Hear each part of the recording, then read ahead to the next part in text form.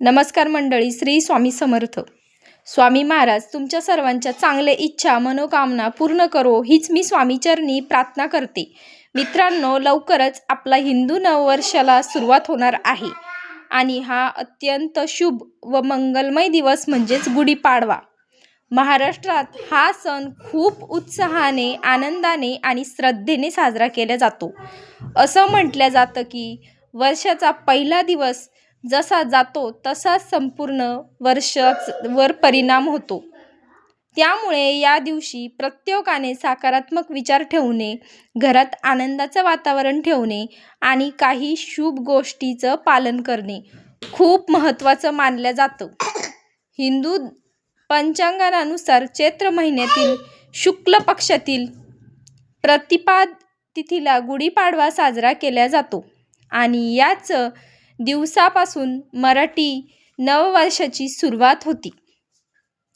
2026 साली गुढीपाडवा हा 19 मार्च गुरुवार या दिवशी साजरा केला जाणार आहे.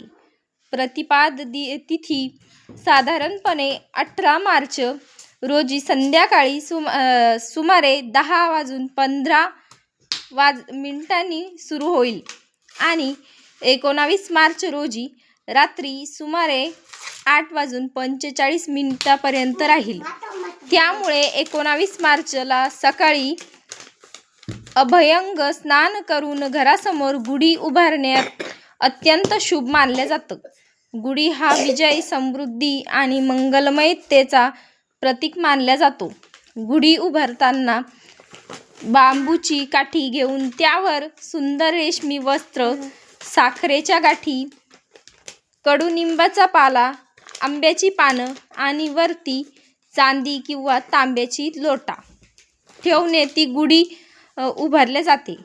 अशी मान्यता आहे की ब्रह्मदेवा यांची याच दिवशी सृष्टीची निर्मिती केली होती आणि सत्ययुगाची सुरुवातही याच दिवशी झाली. त्यामुळे हा दिवस अत्यंत पवित्र आणि मंगलमय मानला जातो.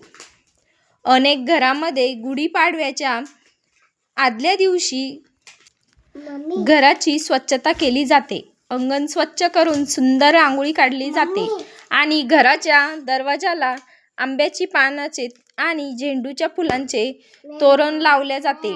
या दिवशी घरामध्ये नवीन सुरुवात, सकारात्मक ऊर्जा आणि आनंदाच्या वातावरणाने निर्माण करण्याचा प्रयत्न केला जातो.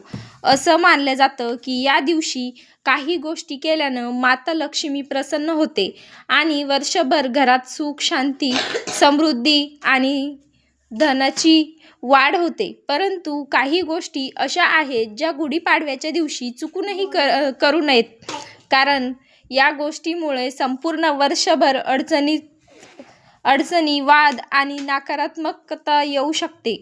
सर्वात पहिली गोष्ट म्हणजे या दिवशी घरात भांडण, वाद किंवा तणाव निर्माण करू नये, कारण वर्षाच्या पहिल्याच दिवशी घरात कलह झाला तर त्याचा परिणाम संपूर्ण वर्षभर होतो असे मानलं जातं. त्यामुळे या दिवशी प्रेम, आपुलकी आणि आनंदाचं वातावरण ठेवा.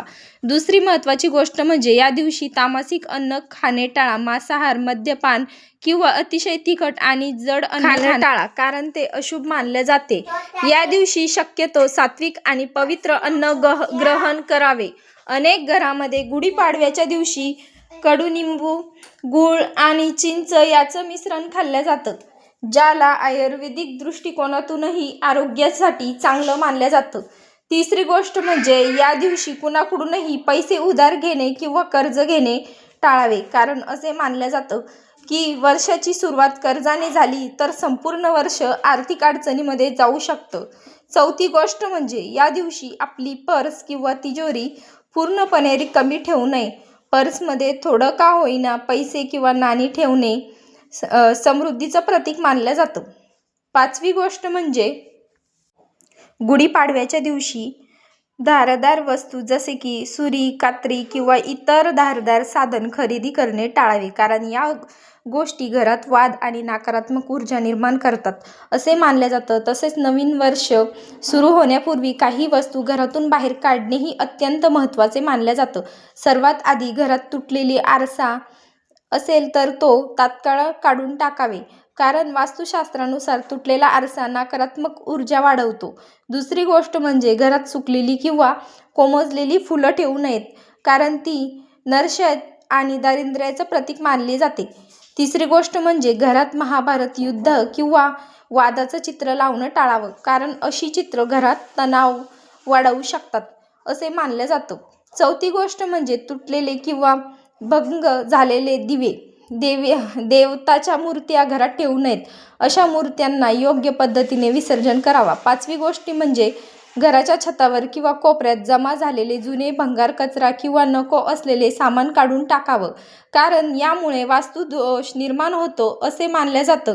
सहावी गोष्ट म्हणजे केळीची जाळी किंवा घाण असू देऊ नये. घर स्वच्छ ठेवणे अत्यंत आवश्यक आहे. सातवी गोष्ट म्हणजे खराब किंवा जुने कुलूप घरात ठेवणे टाळावे, कारण ते प्रगतीच्या मार्गात अडथळे निर्माण करतात असे मानलं जातं. आठवी गोष्ट म्हणजे तुटलेले किंवा फाटलेले बूट, चप्पल घरात ठेवू नयेत.